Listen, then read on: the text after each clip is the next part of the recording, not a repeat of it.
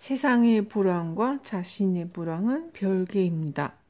이 세상은 풍요로움으로 넘치고 있습니다. 신은 인심이 후하답니다. 이 사실을 염두에 두지 않고 요즘은 심한 불경기야 라고 말하면 자신의 주변의 불안의 파동을 내뿜게 됩니다. 인간은 자기가 뿌린 대로 거두는 존재니까요. 세상이 냉혹해 라고 말하는 사람에게는 냉혹한 일만 일어납니다. 그러니 그는 세상이 냉혹하게 느껴지겠죠.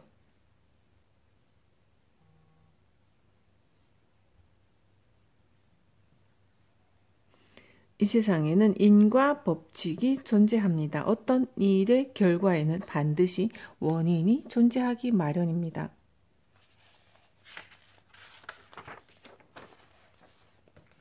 돈이 없어 라고 말하는 사람들은 대체로 돈 쓰기를 좋아합니다.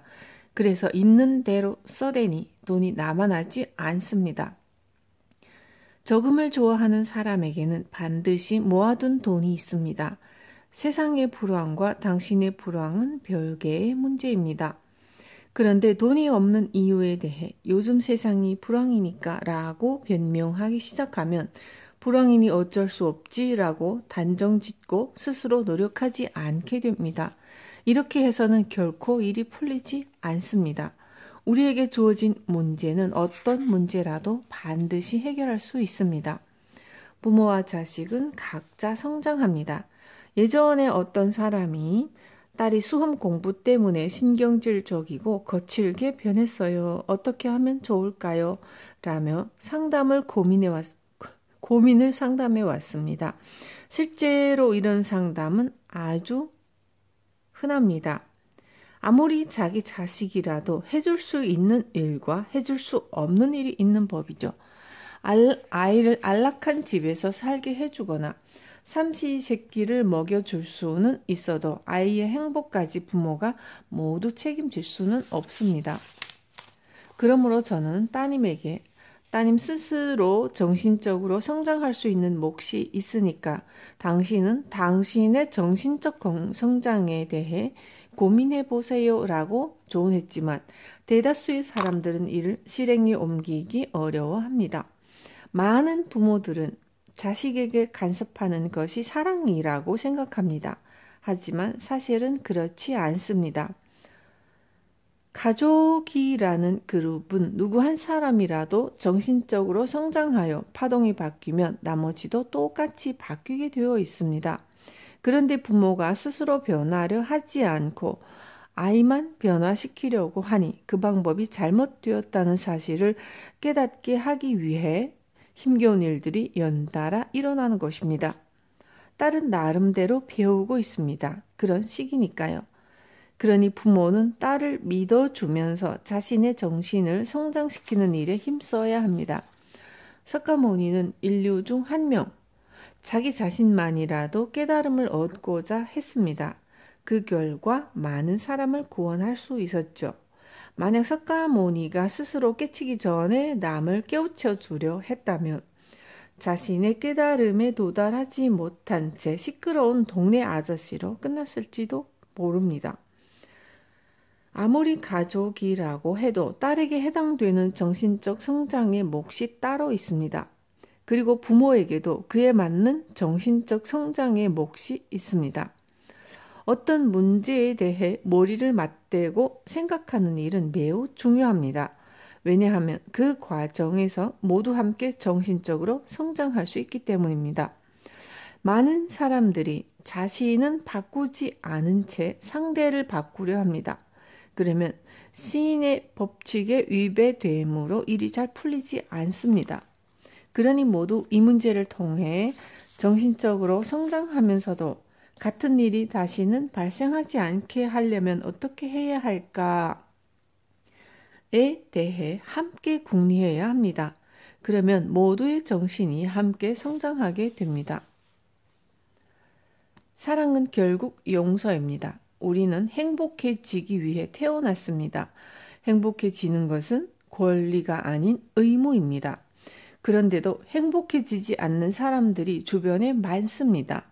왜냐하면 그들은 스스로의 정신을 성장시키기 위해 이 세상에 태어났음에도 불구하고 남을 우선시했기 때문입니다. 어떤 면에서 보면 이와 같은 행동이 올바른 태도처럼 느껴질지도 모르지만 사실 그 사람은 게으름을 피우고 있는 것입니다. 우리는 각자가 스스로의 정신을 성장시켜야 합니다. 정신의 성장이란 무엇입니까? 라고 묻는다면 그것은 사랑입니다. 사랑이란 무엇입니까? 라고 묻는다면 그것은 용서입니다. 그러므로 한심한 자신을 용서해야 합니다. 내게 심술 굳게 군 사람을 용서해야 합니다. 그렇게 주변 사람부터 용서를 해나가다 보면 점점 마음의 때가 벗겨지게 됩니다. 사랑한다는 것은 무엇입니까? 라고 묻는다면 그 답은 자신을 용서하는 것, 용서할 수 없는 사람을 용서하는 것, 나와 삶의 방식이 다른 사람을 용서하는 것, 사고방식이 다른 사람을 용서하는 것입니다. 용서할 수 없는 사람이 나타나면 그를 용서하지 못하는 자신을 용서합니다. 그렇게 용서하다 보면 점점 정신적으로 성장해서 인간은 신에 가까워지게 됩니다.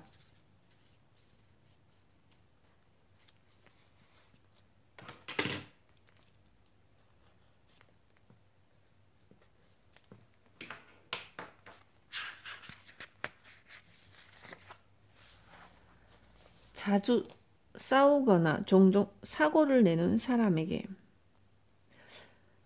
왠지 모르게 자주 싸움을 벌이거나 종종 사고를 내는 사람이 읊어보았으면 하는 말이 있습니다. 이것이 바로 나를 좀 더 용서하겠습니다. 입니다. 당신이 이 말을 읊고서도 아무것도 느끼지 못했다면 그저 주의가 부족한 탓입니다. 하지만 이 말을 읊었을 때 무언가가 느껴진다면 그것은 당신이 스스로에게 죄책감을 느끼고 있거나 자신의 일부 부분을 용서하지 못했다는 뜻입니다. 그러나 당신이 그렇게 된 데에는 나름대로 오랜 역사가 있으며 당신은 그런 사고방식을 스스로 지켜왔습니다.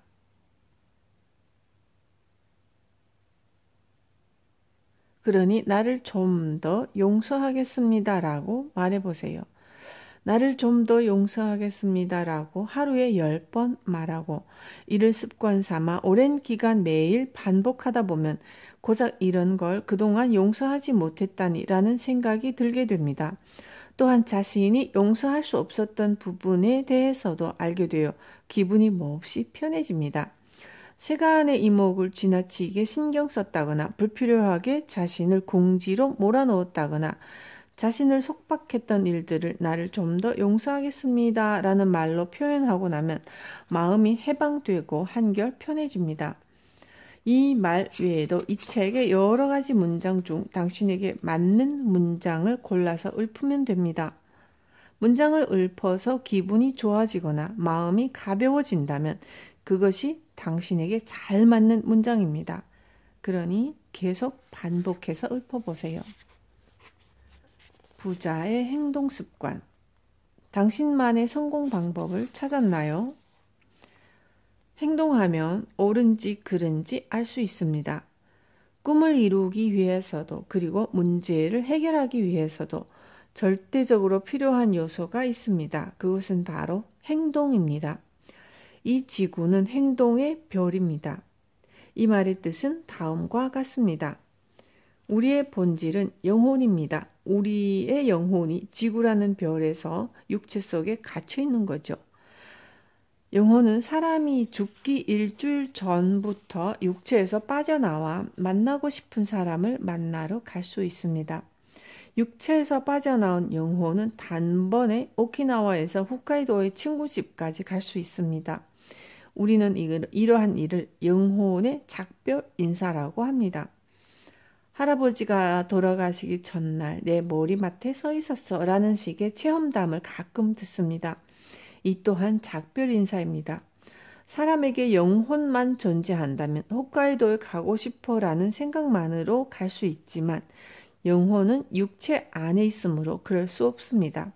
실제로 도쿄의 신코이와에서 홋카이도까지 가려면 우선은 신코이와역까지 간 다음 다시 도쿄역으로 가서 열차를 타거나 하네다 공항으로 가서 비행기를 타야만 합니다. 영혼만 있다면 밥을 먹을 필요도 없고 못을 부리거나 치장을 할 필요도 없습니다. 그러나 우리는 육체를 부양해야 하므로 먹고 살기 위한 양식을 얻기 위해 일을 해야 합니다. 그러면 어째서 이런 일이 필요할까요? 우리는 경제활동이나 인간관계를 통해 행동함으로써 여러 가지를 배우며 그 배움은 우리의 정신, 즉 영혼이 성장하는 데 밑거름이 되기 때문입니다. 우리가 올바르다고 생각하는 일이라도 그것이 정말로 올바른지 행동으로 옮겨보지 않으면 모릅니다. 왜냐하면 올바름은 시대에 따라 달라지며 사람마다 배워야 하는 과제도 다르기 때문이죠. 누군가에게 어떤 일이 옳은지 그른지는 행동으로 옮겨봐야 비로소 알 수 있습니다. 성공할 때까지 행동을 개선하는 묘미를 즐기세요. 생각만으로 이루어지는 일은 없습니다. 그 생각이 옳은지 그른지는 행동으로 옮겨본 후에야 알게 됩니다. 잘 되면 옳고 잘 안 되면 틀린 것이죠. 어떤 생각이 옳은지 그른지를 판별하기 위해서는 일단 남에게 물어봐도 좋고 공부를 해봐도 좋겠죠. 하지만 어느 쪽이든 행동이 수반되어야 합니다. 지구는 행동하며 자신에게 옳은 길을 선택하는 별입니다. 성공, 즐거움, 행복 이런 것들을 찾아 나가는 별입니다. 덧붙이자면 지구는 처음부터 일이 잘 풀리지 않는 별입니다. 당연한 일이죠.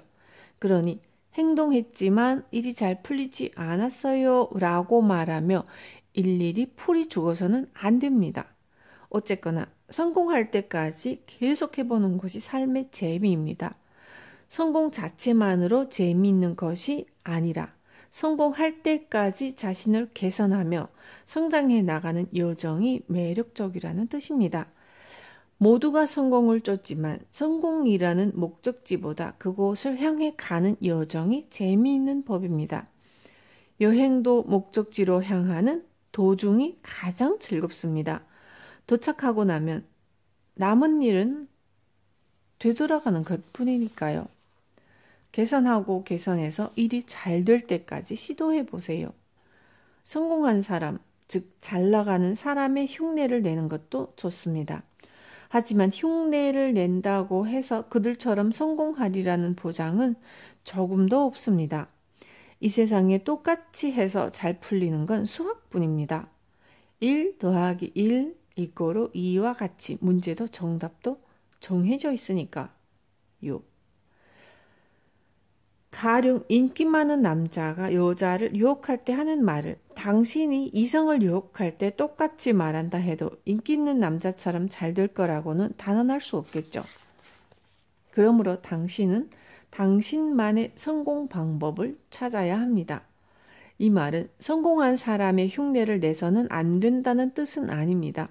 다만 흉내를 내본 뒤 일이 잘 안 풀린다면 잘못된 점을 개선하라는 뜻이죠. 잘못된 점을 개선하고 개선해서 일이 잘 될 때까지 해보세요. 그러다 보면 당신에게 잘 맞는 방법을 발견하게 됩니다. 이를 두고 힘들어서 못하겠어 라고 말하면 안 됩니다. 그 일 참 재미있겠군 이라고 말해야 언어의 힘이 긍정적으로 작용합니다. 개선 습관을 들이면 모든 일이 잘 풀립니다. 행동해도 잘 안 될 때는 행동을 거듭 개선하면 됩니다. 특히 중요한 점은 자신을 개선하는 일입니다. 그러면 정신적으로도 성장하죠. 이에 더해 개선 습관을 들이면 모든 일이 잘 풀리게 됩니다. 이 세상의 모든 시스템은 개선하지 않으면 안 되도록 만들어져 있습니다. 이를테면 미국의 자동차 회사인 포드는 T형 포드라는 차를 출시하며 처음으로 자동차를 대량 생산했습니다. 당시로서는 획기적인 사건이었지만 만약 포드가 그때부터 지금까지 줄곧 T형 포드만을 만들었다면 이 회사는 이미 망했을지도 모릅니다. 그러나 포드가 지금껏 생존한 이유는 출시하는 자동차의 성능과 디자인 등을 지속적으로 개량해왔기 때문입니다. 사람의 몸은 어느 정도 자라면 성장을 멈추지만 정신은 무한히 성장해서 계속 커질 수 있습니다. 위대한 정신을 가진 사람에게는 강렬한 아우라가 느껴지거나 후광 같은 것이 보입니다. 정신을 성장시키기 위해서 필요한 것은 어쨌거나 자신을 좀 더 개선하는 일입니다. 이 사실을 깨치면 회사원도 주부도 경영자도 일일이 술술 잘 풀리게 됩니다. 신은 우리에게 개선에 필요한 요소를 전부 제공해 주었습니다. 개선하지 않을 거야 라는 자유의지를 포함한 모든 부분을 말입니다. 마음의 세계도 물질의 세계와 마찬가지입니다. 물질의 세계에서 개선하지 않는 사람은 마음의 세계에서도 개선하지 않습니다. 반면 개선 습관이 몸에 밴 사람은 계속해서 개선해 나가죠. 우리는 언제나 선택하고 행동하고 개선하고 책임을 집니다. 행한 일이 잘못되었다면 다시 개선하면 됩니다. 단지 그뿐입니다.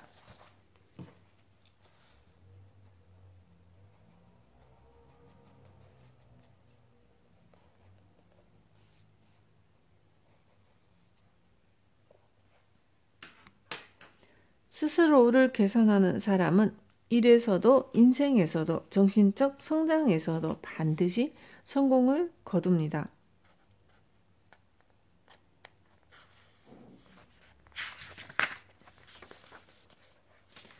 행동하지 않는 사람도 결국 배우고 있습니다. 자신이 행동해서 잘 되었던 경험을 남에게 가르쳐주는 일은 매우 좋은 습관입니다. 하지만 일부 사람들은 시도해 보기 전부터 그런 건 잘 안 될 게 뻔해 라고 속단해 버립니다. 그러니 모처럼 좋은 이야기를 들려주어도 행하지 않기 마련입니다. 그런 사람들은 어떻게 될까요? 좋은 이야기를 들은 뒤 실행에 옮기지 않으면 어떻게 되는지를 체험하게 됩니다. 우리는 어쨌거나 무언가를 배우는 행동을 할 수밖에 없습니다. 아무것도 하지 않는 사람은 아무것도 하지 않는 행동을 취하면 그 결과가 어떻게 될지를 배웁니다. 그러니 저 사람은 모처럼 좋은 얘기를 들려줘도 아무것도 안 하네 라고 비판하지 말고 그가 안 한다 라는 결단을 내렸으면 그럴 경우 어떻게 되는지를 배우는 중이라고 이해해주면 됩니다. 어떤 선택을 하건 간에 이 세상은 반드시 모든 것을 통해 배움을 얻게 되어 있습니다. 상대방의 정신적 성장을 믿어야 진짜 사랑입니다. 회사 사장이 사원의 행복을 빌어주는 일은 매우 좋은 태도입니다. 그러나 사장이 사원에게 월급을 제대로 주고 있으며 사원도 열심히 일하고 있다면 나머지는 사원 개개인의 문제입니다. 행복해질지 말지는 그 사람 개인의 문제니까요. 부모가 아이에게 밥도 안 주면서 행복해져라 라고 말하는 건 이상하지만 어느 정도 환경을 조성해 주었다면 나머지는 아이에게 달려 있습니다. 마루칸에 입사해 행복하게 만들어주세요 라고 말해봤자 제가 남의 행복을 대신 이루어주는 건 불가능합니다. 하지만 이 말이 당신은 행복해질 수 없어요 라는 뜻은 아닙니다. 제가 누군가에게 상품을 제공하거나 판매법을 알려주거나 행복해지는 사고방식을 가르쳐 줄 수는 있습니다. 그러나 실제로 행복해질지 말지는 그 사람 자신의 행동에 달려 있습니다. 행동하지 않는 사람을 보면 어떻게든 도와주고 싶어 라는 생각이 들지도 모르지만 그것은 얕은 사랑입니다.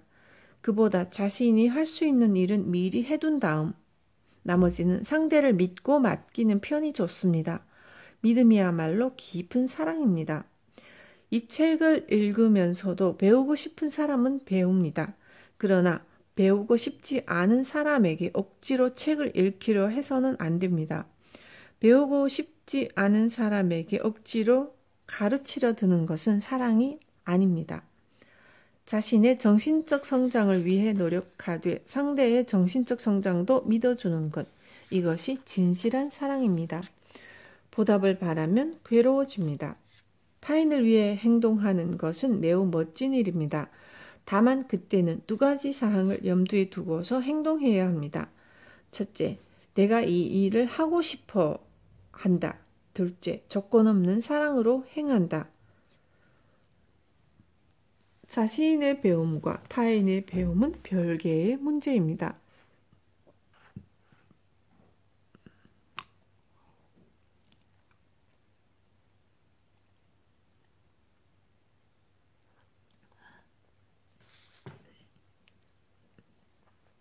그렇다고 이 말이 타인을 도와서는 안 된다는 뜻은 아닙니다. 하지만 남을 도왔을 때는 당신이 원해서 도운 것이므로 절대로 대가를 원해서는 안 됩니다. 인간이 신처럼 무언가를 베풀고자 할 때는 신이 그러하듯 조건 없는 사랑으로 행해야 합니다. 회사에서 일을 하고 월급을 받거나 돈을 지불하는 행동은 비즈니스입니다. 따라서 비즈니스에서는 대가를 받아도 됩니다. 게다가 비즈니스의 경우는 상대가 기뻐하며 대가를 지불하는 일도 많으니까요. 무료면 좋고 유료면 나쁘다는 문제가 아닙니다. 자원봉사든 육아든 대가 없는 일을 하는 중 껄끄러운 느낌이 든다면 당신이 무언가를 기대하거나 보답까지는 아니더라도 감사받고 싶다라는 마음을 지니고 있기 때문일지도 모릅니다. 그럴 때는 진정으로 자신이 하고 싶은 일인지 조건 없는 사랑으로 행하고 있는지를 다시 한번 확인해 볼 필요가 있습니다. 궁리하면 바로 성장할 수 있습니다. 행동이란 목표나 문제에 대한 구체적인 행동입니다. 남편이 이런 말도 안 되는 소리를 하더라고요. 라며 흥분해서 상담을 청해오는 분들이 종종 있는데 저는 그분의 남편도 아니고 남편을 그분께 소개한 사람도 아니잖아요. 불만이 있다면 본인에게 직접 말해야 합니다. 남에게 한탄하거나 푸념을 늘어놓으면 말한 사람은 마음이 홀가분해질지 몰라도 듣는 사람은 몸과 마음이 피곤해집니다. 만약 부부 사이에 문제가 발생했다면 혼자 꾹 참지 마세요. 예컨대 배우자에게 몹시 상처가 될 만한 말을 들었다면 다음 날 마음을 진정시킨 후 어제 당신이 했던 이러저러한 말 때문에 나는 몹시 상처받았어 라고 확실하게 말하면 됩니다. 이런 행동을 통해 나와 상대의 정신은 함께 성장할 수 있습니다. 그러니 나는 성장하고 싶으니까 잠자코 있을래 라고 생각해서는 안 됩니다. 그럴 경우 점점 상대와 멀어지게 되며 언젠가 인연이 끊어집니다. 물론 그것도 일종의 배움이죠. 만약 서로 사이가 멀어졌는데도 인연이 끊어지지 않고 계속 같이 있다면 부인도 크게 배움을 얻지 못했다는 뜻이 됩니다. 왜냐하면 행동이 수반되지 않았으니까요. 회사에서도 상사가 금방 화를 내는 사람이라면 옆에서 화를 돋우지 않도록 말하는 법을 궁리하세요. 상대가 수용할 수 있을 법한 방법으로 말하면 됩니다. 자신의 생각을 상대에게 전달하는 방식을 배우고 실천하다 보면 결국 서로의 정신적 성장으로 이어진답니다. 부장님께 그런 말을 하면 화내실 텐데 라고 걱정하는 사람도 있겠죠. 그래도 화를 돋우지 않도록 말하는 법을 궁리하고 행동하는 것이 정신적으로 성장하는 길입니다.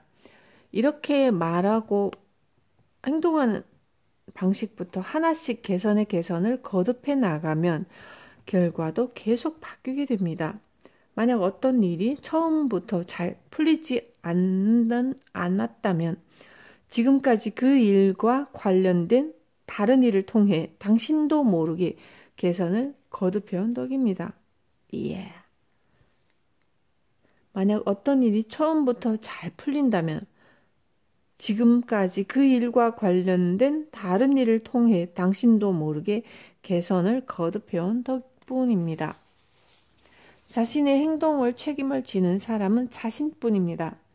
이 세상은 선택의 연속입니다. 만약 여러분이 그 선택에 책임을 진다면 정신적 성장으로 이어지죠. 그러므로 부모가 자식에게 해줄 수 있는 최고의 교육은 스스로의 행동에 책임을 지는 법을 가르치는 것입니다. 그러나 일단 한다고 정했으면 끝까지 해야지라는 식의 융통성이 없는 태도는 좋지 않습니다. 잘 안 되면 몇 번이고 개선하면 됩니다. 개선을 계속해 나가는 것이 중요하니까요. 아이들에게 가르쳐야 할 점은 어떤 일이든 반드시 자신이 한 행동에 대해 최종적으로 스스로 책임을 져야만 한다는 사실입니다. 이를테면 등교를 거부하는 중학생에게 싫으면 안 가도 되지만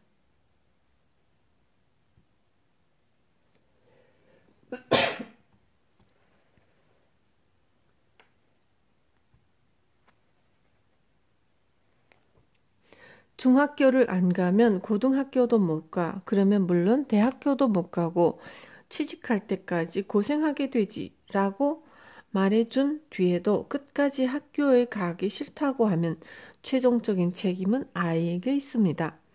자기가 진 빚은 자기가 스스로 갚는 것이 세상의 법칙입니다. 그러니 빚을 갚을 각오로 하는 행동이라면 괜찮습니다. 부탄가스를 흡입하거나 각성제를 복용하는 사람은 주변에서 뭐라고 충고를 하든 스스로 깨닫기 전에는 절대 결코 멈추지 않습니다. 그럴 경우 부모가 할 수 있는 일은 아이에게 자신이 진 빚은 언젠가는 스스로 갚아야 한다는 사실을 가르쳐 주는 것뿐입니다.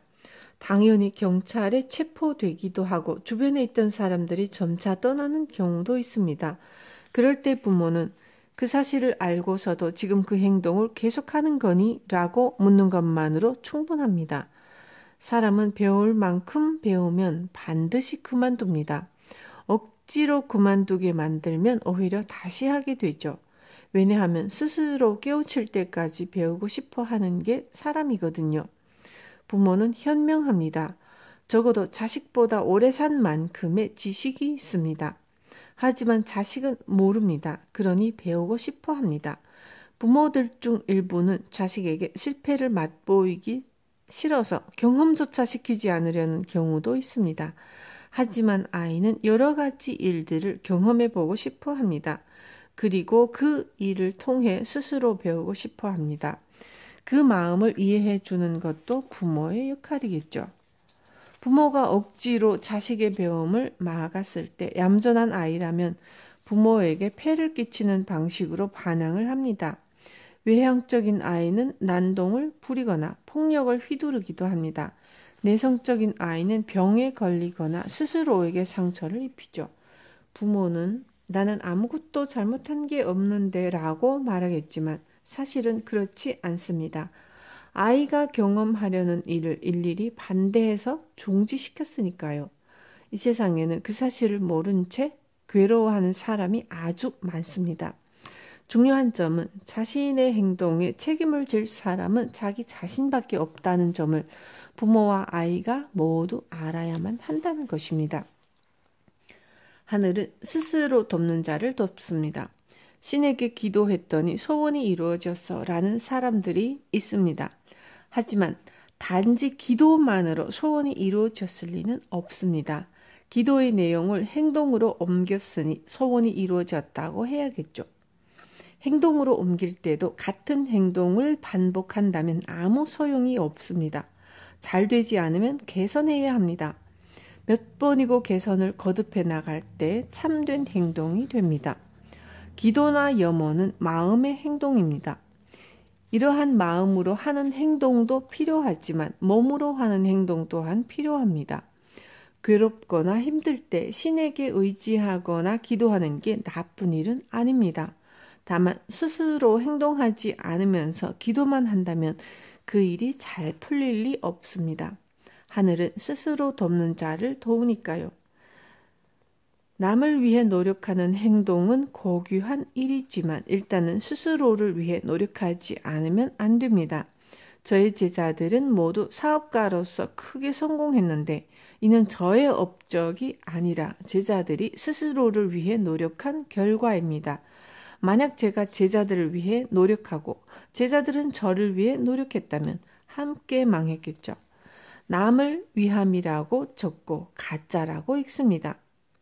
남을 위한 노력이 나쁘다는 뜻은 아닙니다. 누군가를 위해 노력하는 것은 고귀한 일이죠. 그러나 우선은 스스로를 위해 노력해야 합니다. 그 노력으로 상대가 기뻐해주고 세상이 기뻐해주고 마침내 신에게 만점을 받는다면 당신은 분명 성공할 것입니다. 전력을 다하는 사람만이 운이 좋아집니다. 만약 행동을 했다면 그 다음 중요한 일은 전력을 다하는 것입니다.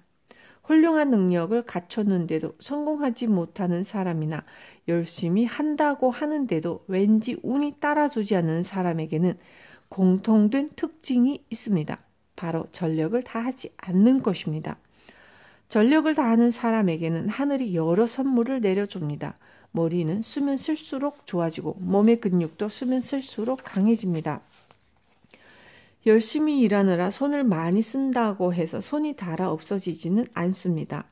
오래 걸었다고 해서 다리가 닳아 없어지지도 않습니다. 전력을 다하는 사람이 어떻게 해서 행복해지는지에 관한 재밌는 이야기를 들려드리겠습니다. 어느 마을에 두 남자가 살았습니다. 한 사람은 체격이 우람하고 힘이 셌습니다. 이 사람은 밭을 300평이나 갈 수 있었는데도 게으름을 피워서 200평밖에 갈지 않았습니다. 다른 한 사람은 몸이 약해서 밭을 50평밖에 갈 수 없었습니다. 300평을 갈 수 있는 사람의 눈에는 한심하게 보이겠죠. 하지만 몸이 약한 사람은 전력을 다해 열심히 50평을 갈았습니다. 그러자 처음에는 50평을 갈던 사람이 점차 60평, 70평을 갈게 되어 이윽고 100평을 갈 수 있게 되었습니다.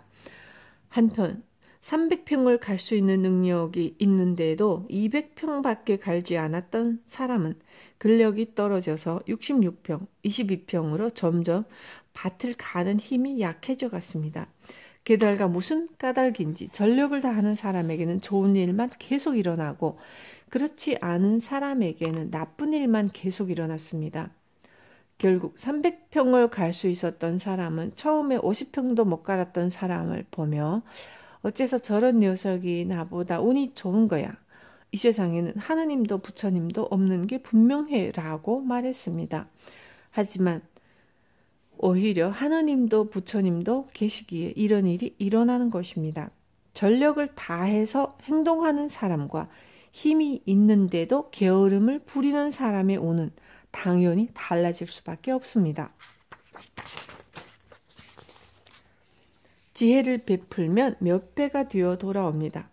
몸의 근육뿐 아니라 머리에 있는 지식이나 지혜도 전력을 다해 쓰지 않으면 잊어버립니다. 뇌도 쓰지 않으면 점점 능력이 떨어지게 됩니다. 책을 읽고 열심히 공부하는 건 물론 좋지만 모처럼 배운 지혜를 방치해두면 썩어서 무용지물이 됩니다. 따라서 지식이나 지혜를 익혔다면 자꾸 꺼내 써야 합니다. 또 배운 지식이나 지혜를 자신을 위해 쓰는 일도 필요하지만 상대를 위해 얼마나 전력을 다해 쓸 수 있는지도 중요합니다. 좋은 방법을 알았으니 나를 위해서만 써야지 이런 말을 하는 사람도 있는데 이 얼마나 쓸쓸한 사고방식인가요? 써서 없어지는 물건이라면 어쩔 수 없지만 지식이나 지혜는 아무리 써도 닳아 없어지지 않습니다. 또 주변 사람들이 묻지 않으니까 알려줄 수 없어요 라는 사람도 있습니다. 하지만 그에게 지식이나 지혜가 있는지 없는지 주변 사람들은 모릅니다. 그러니 유익한 지식을 배웠다면 주변 사람들에게 알려주세요. 설령 이미 알고 있던 지식일지라도 상대는 아, 이 사람은 나를 신경 써주는구나 라며 기뻐할 것입니다. 지식이나 지혜를 비축해 두기만 하면 안에서 썩어서 당신의 몸과 운세를 망치게 됩니다.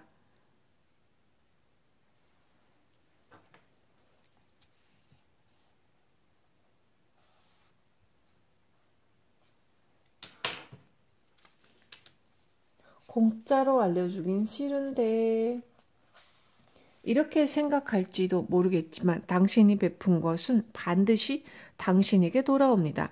그것도 몇 배나 더 커져서 돌아온답니다. 그러니 절대로 아까워할 필요가 없습니다. 매사에 전력을 다하세요. 그리고 남과 비교할 필요도 없습니다. 당신에게 그 행동이 최선이라면 그걸로 충분하니까요. 처음에는 미약한 힘일지도 모릅니다. 하지만 매번 전력을 다한다면 그 힘은 반드시 점점 커집니다. 전력을 다하고 또 다한 끝에는 반드시 당신의 길이 열릴 것입니다. 지금보다 넉넉해지고 싶은 사람에게 지금보다 넉넉해지고 싶다면 우선 마음을 넉넉하게 만들어야 합니다. 이를테면 자신의 행동이나 말, 표정 등을 넉넉한 사람과 비교해 보세요. 넉넉한 사람은 이런 행동을 할까? 넉넉한 사람은 이런 말투를 쓸까? 그렇게 생각하며 지금 할 수 있는 일을 하다 보면 마음이 저절로 넉넉해집니다. 경제적으로도 정신적으로도 넉넉한 사람은 으스대지 않으며 모든 사람에게 친절합니다. 그런데 경제적으로 풍족하지 않더라도 겸손하고 친절할 수 있습니다. 피부 관리를 받거나 헤어스타일을 바꾸는 등 큰 돈을 들이지 않아도 넉넉하게 보이도록 만드는 방법은 얼마든지 있습니다. 대다수의 사람들은 부자가 되면 이렇게 해야지라고 생각하지만 빈곤한 행동만 해서는 절대 부유해지지 않습니다. 할 수 있는 일조차 행하지 않고 부자가 되고 싶어, 행복해지고 싶어 라고 빌어봤자 소원이 이루어질 리 없습니다. 그러므로 부자가 되면 해야지가 아니라 지금 할 수 있는 일부터 당장 해야 합니다. 이를테면 차를 운전할 때도 진짜 부자는 어떻게 운전할까라고 상상하면서 해보세요. 고급차를 타고서 무리하게 끼어들거나 난폭 운전을 하는 사람이 있습니다. 그런 차를 보면 설령 그 차가 벤츠일지라도 저 녀석은 졸부로군라는 생각이 듭니다. 다시 말해 그런 운전은 졸부나 할 법합니다. 진짜 부자라면 좀 더 우아하게 운전할 테니까요. 저는 어느 사업가 제자가 처음 산 중고 코롤라를 메르세데스 벤츠 코롤라 2 코르사라고 명명한 뒤 이렇게 덧붙였습니다. 이 차를 탈 때는 벤츠를 탄 것처럼 우아하게 운전해야 하네. 자네 차선에 들어오는 차가 있다면 친절히 넣어주게. 그렇게 마음까지 넉넉해야 만사가 잘 풀리는 법일세. 경제적으로도 정신적으로도 넉넉해지고 싶다면 지금 당신이 할 수 있는 일부터 실천하세요. 그러면 점점 풍요로움이 당신을 따라옵니다. 저의 제자들도 처음부터 풍족하지 않았습니다. 하지만 가능한 부분부터 넉넉하게 바꾸어 나갔더니 어느새 모두가 풍족해졌죠. 할 수 있는 일을 하지 않고서 불가능한 일을 바라는 사람은 실패자입니다. 감사의 마음 또한 잊지 말아야 합니다. 노력하는 자신에 대한 감사, 도와주는 주변 사람들에 대한 감사, 그리고 커다란 사랑으로 우리를 지켜주신 신에 대한 감사. 항상 감사하는 마음을 가지다 보면 다시 또 감사해야 할 일들이 일어납니다. 그 감사의 마음이 당신을 더욱 풍요롭게 만들어 줄 것입니다.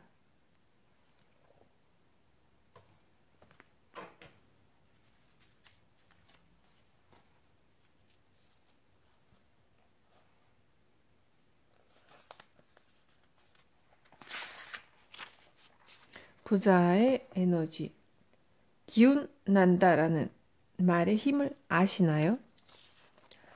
마음이란 무엇일까요? 행동의 소중함과 중요성은 알면서도 좀처럼 실행하지 못하는 사람들이 우리 주변에는 많습니다. 이번 장에서는 행동을 방해하는 것의 정체를 밝혀내고 꿈과 목표를 이루기 위해 생각을 구체적인 행동 에너지로 옮기는 방법을 알아보겠습니다. 무언가를 행동으로 옮기려 할 때 어차피 해봤자 안 될 게 뻔해. 혹은 나는 못할 거야. 실패하면 어쩌지? 라는 생각이 들어서 발을 내디딜 수 없는 경우가 있죠. 이런 생각은 바로 마음에서 비롯됩니다. 그러면 도대체 마음이란 무엇일까요?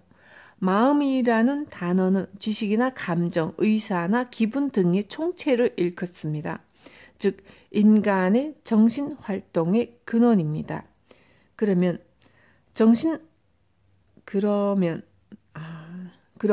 정신활동의 근원은 어디에 있을까요? 그것은 시각과 청각 등 인간의 감각을 통해 들어온 정보와 과거의 기억이나 잠재의식 속에 있는 전생의 경험, 나아가서 신에게 부여받은 것 등이 섞인 지점에 있습니다. 그러니 우리의 마음은 가을 날씨처럼 변하기 쉽고 어지간해서는 스스로 억제하기 힘듭니다. 인간의 의식은 현재 의식과 잠재 의식 이 두 가지로 나뉩니다. 평소 우리가 사물을 보거나 생각할 때 사용하는 영역이 현재 의식입니다. 그런데 현재 의식이 의식 전체에서 차지하는 비율은 빙산의 일각입니다. 수면 아래에는 우리가 직접 인지할 수 없는 엄청나게 거대한 영역이 있는데 이것이 바로 잠재의식입니다. 잠재의식 속에는 과거의 산더미 같은 경험들이 데이터베이스처럼 쌓여 있습니다. 이를테면 과거에 일어난 덴퍼 대기근처럼 먹을 것이 없어서 수많은 사람들이 허기에 시달린 일이나 전쟁과 분쟁으로 서로를 죽인 일 등 몇 세대에 걸친 과거의 기억들이 쌓여 있는 것이죠. 그러한 기억의 조각들은 때때로 현재 의식 위로 떠오릅니다. 가끔 전 항상 부정적인 것만 생각해요 라는 사람이 있습니다. 그것은 아무 생각도 하지 않으면 잠재의식 속에 있는 과거의 부정적인 일들이 머릿속에 떠오르기 때문입니다. 그러므로 우리는 부정적인 생각이 떠올랐을 때 그 일이 실제로 자신에게 일어날 것인지 판단할 필요가 있습니다. 그 중에는 자신에게 일어나지도 않을 일을 걱정하거나 두려워하는 사람이 있습니다. 그러나 현실적으로 일어나지 않을 법한 일까지 근심하는 행동은 그저 사소하는 걱정입니다. 예를 들면 오키나와에서 한 여성이 스토커에게 살해당했다는 뉴스를 보고 무서워라. 나도 스토커가 따라다니면 어쩌지라고 걱정하는 사람이 있습니다. 하지만 그 일은 피해자 여성의 문제일 뿐 정작 걱정하는 사람의 실제 문제는 남자친구가 없는 것인 경우도 있습니다. 다른 나라들이 일본의 식량을 안 판다고 하면 일본 사람들은 모조리 굶어 죽지 않을까라고 걱정하는 사람이 있다고 합시다. 그러나 그 사람의 실제 문제는 과식으로 인한 비만일 수도 있습니다. 용기란 두려워도 한 걸음 내딛는 자세입니다. 우리의 마음은 아무것도 생각하지 않으면 부정적인 상상을 하게 됩니다. 그러니 부정적인 일들이 떠오르면 이 일은 과연 실제로 내게 일어날까라고 생각해 보세요. 일어나지도 않은 문제에 대한 걱정은 생각하지 않기 때문에 생깁니다. 실제로 문제가 일어났다면 행동으로 대처하면 됩니다. 그러면 문제는 해결될 테니까요. 어쨌든 우리는 이 세상에 고민하기 위해 태어나지 않았습니다. 문제를 해결하기 위해 태어났죠. 문제 해결을 위해 정면으로 도전하면 인생의 길이 활짝 열리고 무한한 가능성이 반드시 생겨납니다. 그러므로 문제가 발생했을 때 한 발 물러서서는 안 됩니다. 눈앞의 문제라도 문을 노크해서 열어야죠. 그러면 그 문 건너편에 앞으로 나아갈 길이 펼쳐져 있습니다. 그러니 무조건 시도를 해봐야 합니다. 몇 번이고 해봐야 합니다. 거대한 문제를 눈앞에 두었을 때 다리가 후들거리고 용기가 나지 않아 라는 사람도 있겠죠. 하지만 용기란 두려워하지 않는 것이 아닙니다. 두려움에 떨면서도 한 발짝 내딛는 것이 진정한 용기입니다. 아무것도 두려워하지 않는 사람은 단지 둔감할 뿐입니다. 당신처럼 두려워하면서도 한 걸음 내딛는 사람에게는 반드시 좋은 일이 일어납니다. 가령 남 앞에서 말하는 것을 두려워하는 사람이라도 노력해서 부족한 점을 거듭 개선해 나가다 보면 나름대로 요령이 생길 테죠. 처음부터 나는 남 앞에서도 긴장 안 해라고 말하는 사람은 발전이 없습니다. 그런 사람은 갈수록 뻔뻔해질 뿐 아니라 청중의 공감을 얻기도 힘듭니다. 반면 남 앞에 서면 긴장하는 사람이 한 발 한 발 내디뎌 노력한다면 먼 훗날 멋진 이야기를 할 수 있게 됩니다. 어쨌거나 우리의 마음은 아무것도 생각하지 않으면 부정적인 일들을 떠올리게 되어 있습니다. 이를 그렇지 않아, 그럴 리 없어 라고 긍정적으로 이끌어 나가는 것이 나 자신의 역할이며 이번 생에서 해야 할 일이라고 생각해 보세요. 그러면 인생이 훨씬 더 즐거워질 것입니다. 행동의 한계를 깨닫는 것도 중요합니다. 부모나 주변 사람들의 반대를 핑계로 행동하지 않는 사람도 있습니다. 하지만 이는 사실 부모의 문제가 아닙니다. 그런 사람은 제가 당신은 행동하는 편이 좋습니다. 라고 조언한 후, 자, 하시겠습니까? 라고 물어봐도 하지 않을 사람입니다. 다시 말해 그 사람은 남을 핑계로 행동하지 않는 성격입니다. 지금은 그 정도밖에 할 수 없는 사람이죠. 그게 나쁘다는 이야기는 아닙니다. 아직까지 누군가를 핑계 삼아 행동하지 않을 정도의 행동력밖에 갖추지 못한 것이니까요. 게다가 부모나 주변 사람들이 반대한다고 해서 행동을 그만두다니 정말로 말을 잘 듣는 사람이 아닌가요? 게다가 부모나 주변 사람들은 그가 실패하지 않기를 바라는 마음에서 충고합니다. 걱정해 주는 거죠. 물론 질투나 시샘 때문에 반대하는 사람도 있을지 모르겠지만 고작 그 정도의 반대로 행동하지 않는다면 그 사람의 행동력 역시 그것밖에 안 되는 겁니다. 그러니 우선은 내게는 아직 주변에서 반대하면 못하는 정도의 행동력밖에 없구나라는 점을 깨달아야겠죠. 그 사실을 깨달았다면 그런 성격을 고쳐 나가면 됩니다. 인생이란 강의 흐름과 같습니다.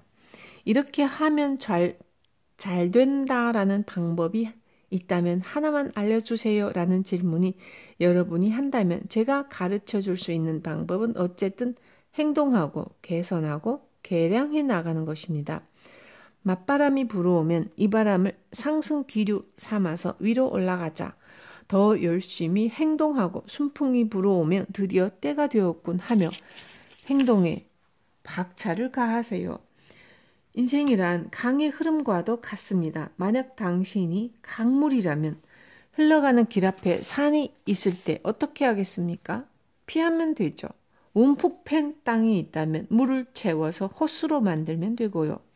그렇게 해서 물이 가득 차면 또다시 앞으로 나아갑니다. 그런 식으로 바다를 향해 오로지 전진하는 거죠. 이와 마찬가지로 행동을 할 때도 장애물이 있다고 해서 포기하면 안 됩니다. 장애물은 피하면 되니까요. 우리는 유연하게 행동할 수 있습니다. 우리의 지혜는 단단해서 변하지 않는 광물 같은 것과는 다르니까요. 물처럼 부드러우나 때로는 지형을 바꿀 정도의 힘이 있는 지혜. 우리는 그런 지혜를 낳을 수 있습니다. 우리의 인생도 이리저리 휘어지면서 때로는 폭포가 되고 때로는 호수가 되면서 큰 바다를 향해 나아가고 있습니다. 에너지는 마음의 상태에서 나옵니다. 우리가 행동하기 위해서는 기력, 스태미나, 파워 같은 에너지가 필요합니다. 많은 사람들은 이러한 에너지를 음식에서 얻는다고 생각하죠. 물론 아무것도 먹지 않고 힘을 낼 수는 없습니다. 그러니 음식도 에너지의 중요한 원천 중 하나입니다. 하지만 음식만으로 에너지 넘치게 행동할 수 있는가 하면 그렇지 않습니다. 에도 시대의 상인과 농민들은 아침부터 밤까지 쭉 몸을 움직여 일했습니다. 우리는 그 시대 사람들보다 몇 배나 더 많은 열량을 섭취합니다. 우리의 에너지 섭취량은 당시에 가장 부유했던 영주보다도 많습니다. 이 말인즉슨 피곤하거나 기운이 없거나 힘이 안 나는 이유는 오직 음식 때문만은 아니라는 이야기죠. 예컨대 피곤해서 꼼짝할 수 없을 때라도 좋아하는 사람에게 전화가 걸려와서 지금 술 한잔 할래? 라는 말을 들으면 갑자기 기운이 납니다. 나는 조금만 돌아다녀도 피곤해 라는 사람이라도 디즈니랜드에서는 아침부터 밤까지 걸어도 전혀 지치지 않는 경우도 있습니다. 역시 기력이나 스태미나는 영양만의 문제가 아닌 것이죠. 그러므로 우리가 에너지 넘치게 행동하기 위해서는 무엇보다도 마음의 상태가 중요합니다. 즐겁다 즐거워 라고 소리내어 말해보세요. 옛날 사람들은 요즘 사람들보다 영양 섭취량이 적었는데도 더 많이 일했습니다. 이는 옛날 사람들이 생기발랄하게 살았기 때문이죠.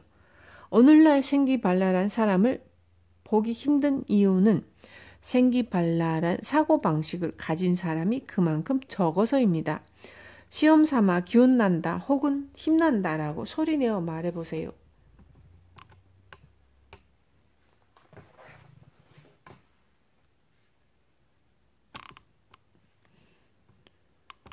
마음속으로 외쳐도 좋습니다. 그러면 말에 힘이 작용해서 기운이 솟게 되어 있습니다. 말의 힘은 우리의 마음을 무엇과 연결하느냐에 따라 다르게 작용합니다. 텔레비전은 NHK의 채널을 맞추면 NHK의 전파 수신합니다. 다양한 전파가 섞여 들어와도 보려는 채널과 다른 주파수를 미약하게라도 발신하기만 하면 그 채널에 연결될 수 있습니다. 이와 마찬가지로 사람의 잠재의식 속에는 즐거운 일, 괴로운 일, 기쁜 일, 무서운 일 등 여러 가지 일들이 섞여 있습니다. 이런 여러 가지 정보들 가운데 어디에 의식을 연결시키는지에 따라 일어나는 현상도 달라진답니다. 우리는 우리의 의식을 어디에 연결시킬지 선택할 수 있습니다. 그러니 즐거운 일과 연결하고 싶으면 즐겁다 즐거워라고 말해보세요. 그러면 당신은 반드시 즐거운 일이 일어날 것입니다. 마지막에 하는 말이 미래를 결정합니다. 어떤 말을 할 때는 마지막에 무슨 말을 하는지가 가장 중요합니다.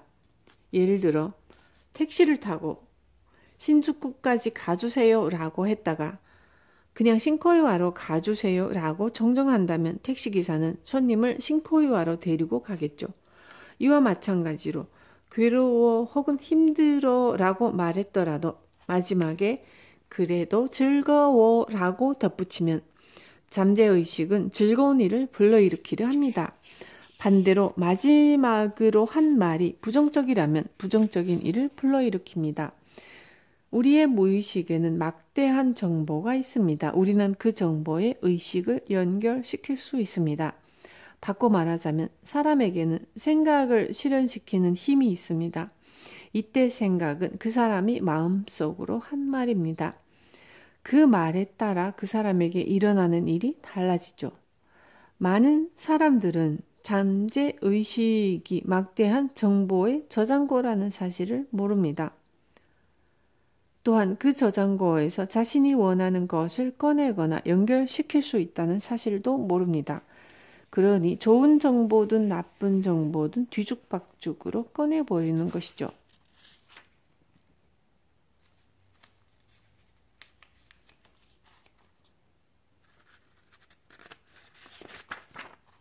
생각에 에너지를 더하면 이루어집니다. 어떤 사람이 멀리 떨어져 있는 사람과 직접 대화를 나누고 싶어라고 상상한 결과 전화를 발명했습니다. 또 어떤 사람이 밤하늘을 올려다보며 저 달에 가고 싶어라고 생각한 뒤 그 결과로 로켓을 발명했습니다. 이처럼 생각에 에너지를 더하면 물질적 형태를 띠게 됩니다. 하늘을 날고 싶어라는 생각에 긍정의 에너지를 더했더니 비행기가 탄생했습니다. 마찬가지로 생각에 두려움이라는 에너지를 더하면 이 또한 형태로 드러나 두려워할 만한 일을 불러일으키게 됩니다. 따라서 누군가에게 싫은 일을 당했다면 그런 짓은 그만두십시오라고 경고하는 등 회피의 에너지를 더해야 합니다. 계속 참다 보면 두려움의 에너지가 축적되어 또다시 두려워할 만한 일이 형태로 드러나게 되거든요. 싫은 일이란 단순히 우연히 겹쳐서 일어나는 것이 아닙니다. 생각하는 것을 멈출 수는 없습니다. 하지만 좋은 생각에는 긍정의 에너지를 더해서 현실화시키고 나쁜 생각에는 회피의 에너지를 더해서 현실이 되는 것을 막을 수는 있습니다. 사람은 에너지를 구분해서 쓸 수 있으니까요.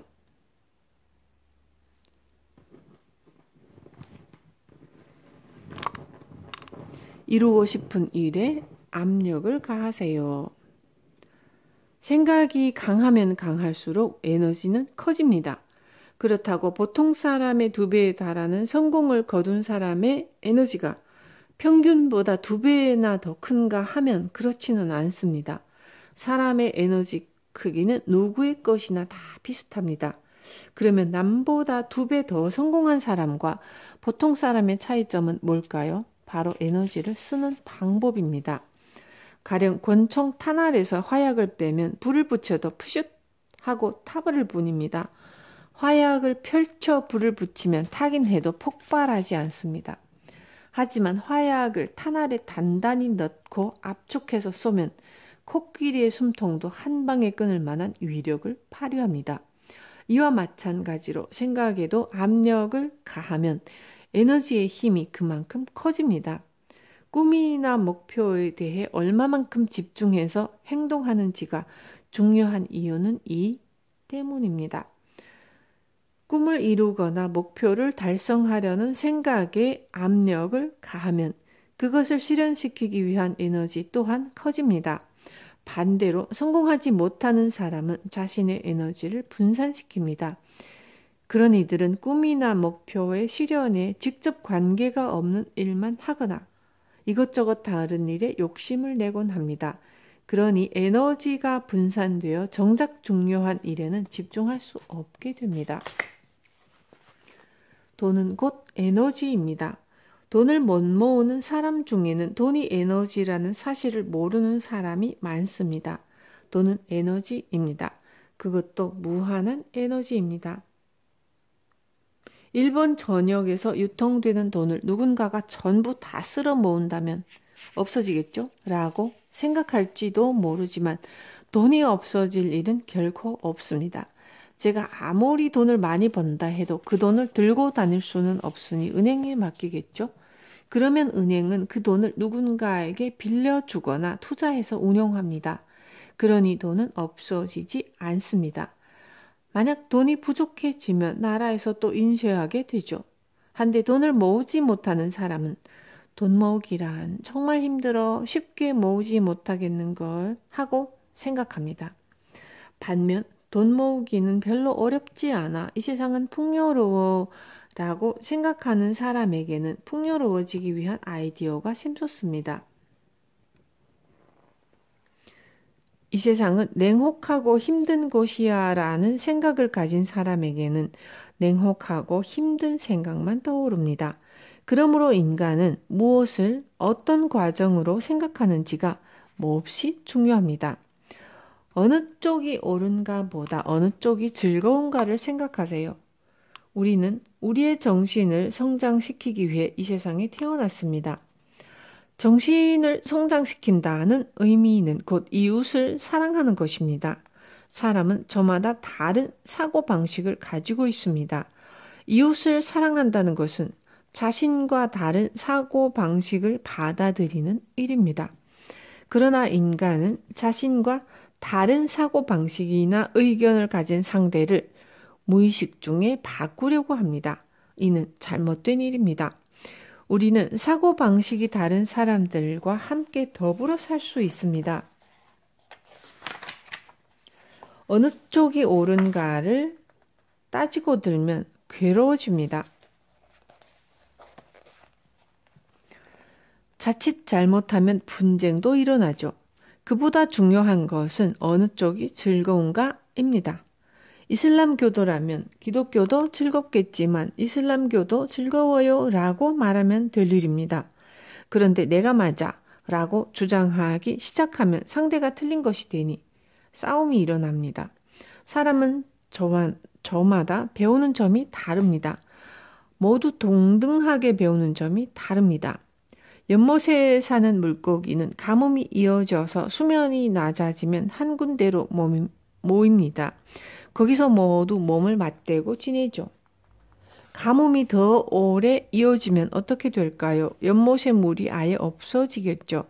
그러면 모든 물고기들이 입에서 거품을 내뿜으며 거품 속으로 몸을 숨깁니다. 반대로 연못에 물이 풍부하면 호수 밑바닥으로 깊숙이 잠수하는 물고기도 생기고 수면 가까이에서 헤엄치는 물고기도 생깁니다. 이와 마찬가지로 가정이 빈곤하면 큰딸은 엄마를 도와주고 큰아들은 일하러 나가며 동생들도 학교에서 돌아온 후에 집안일을 돕습니다. 비록 가난하지만 형제들이 협력하며 살아가죠. 그러다 집안이 넉넉해지면 큰딸은 디자이너가 되고 큰아들은 역사 연구를 하는 등 각자가 자신이 하고 싶었던 일을 하기 시작합니다. 그렇다고 해서 부자가 되니 형제들이 뿔뿔이 흩어졌군 하고 생각하지 않습니다. 풍족해지면 여러 가지 일들이 하고 싶어지는 법이니까요. 빈곤함 가운데 배우는 점도 있지만 풍요로워지는 편이 보다 더 많은 점을 배울 수 있습니다. 목숨은 시간, 무엇을 하든 목숨을 거는 태도가 중요합니다. 저는 사람은 몇 번이고 다시 태어날 수 있다고 생각합니다. 그러니 이번 생에서 하지 못했던 일이 있다면 내세에서 하면 됩니다. 하지만 역시 이번 생은 단 한 번뿐입니다. 그런 한 번뿐인 인생을 살아가는 저의 심정을 다음의 시로 표현해 봅니다. 절대적인 긍정, 절대적인 적극, 언제 어디서든 목숨을 건다.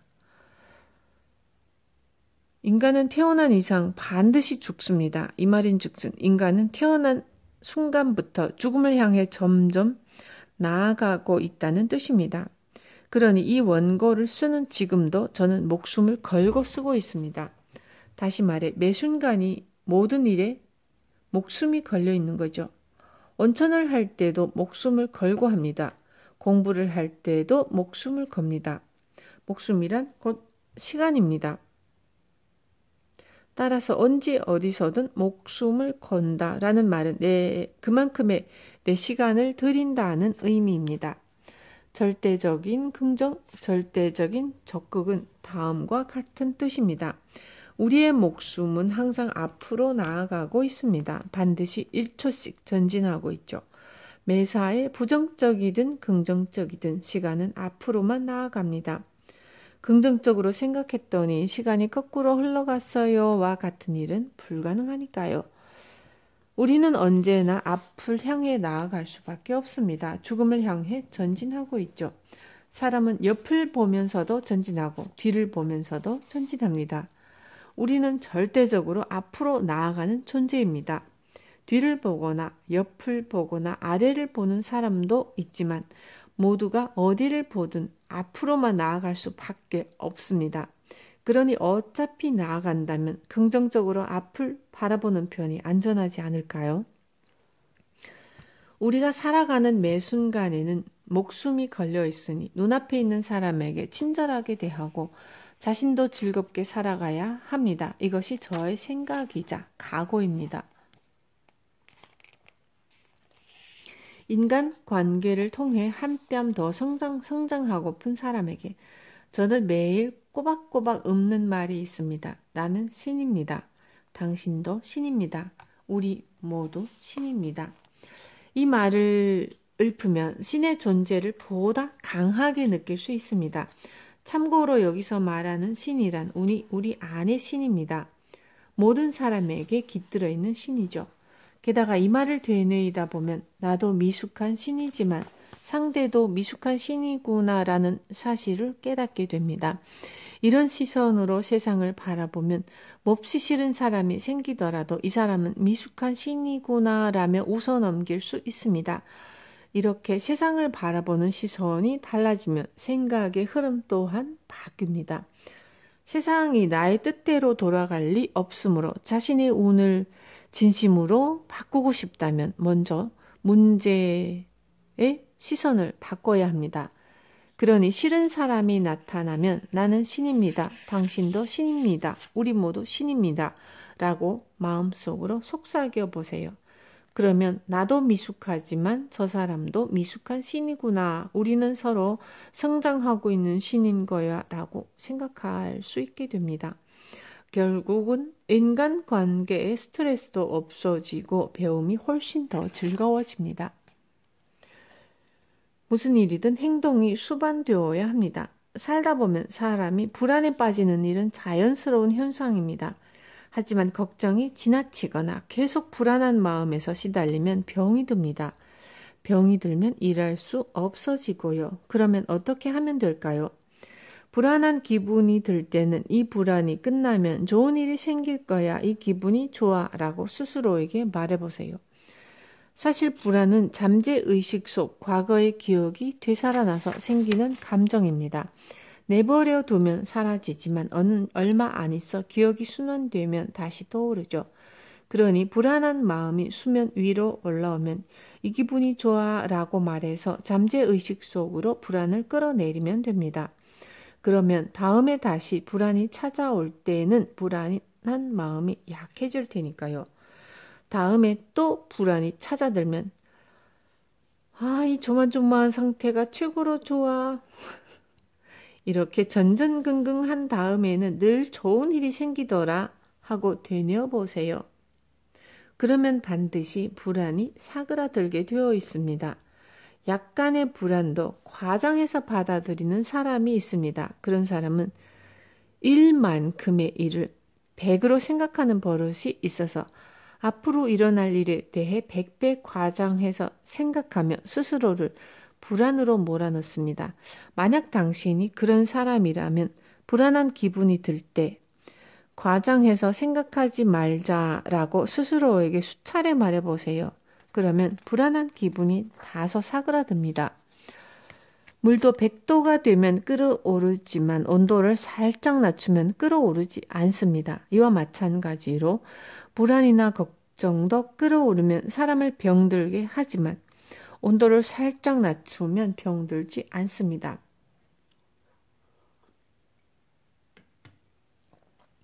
불안과 걱정은 온도를 약간 낮추기만 해도 충분합니다. 그러나 무슨 일이든 행동이 수반되어야만 합니다. 약도 처방받은 봉투를 바라보기만 해서는 효과가 없습니다. 음식이 있는 식탁 위를 쳐다만 봐서는 영양을 섭취할 수 없으며 배도 채우지 못합니다. 어떤 이야기를 듣고 알겠다고 생각해도 실제로 그 일을 행동으로 옮기지 않으면 결과는 절대 따라오지 않습니다. 그러니 무슨 일이든 우선 행동하세요. 행동하는 습관이 몸에 배도록 말입니다.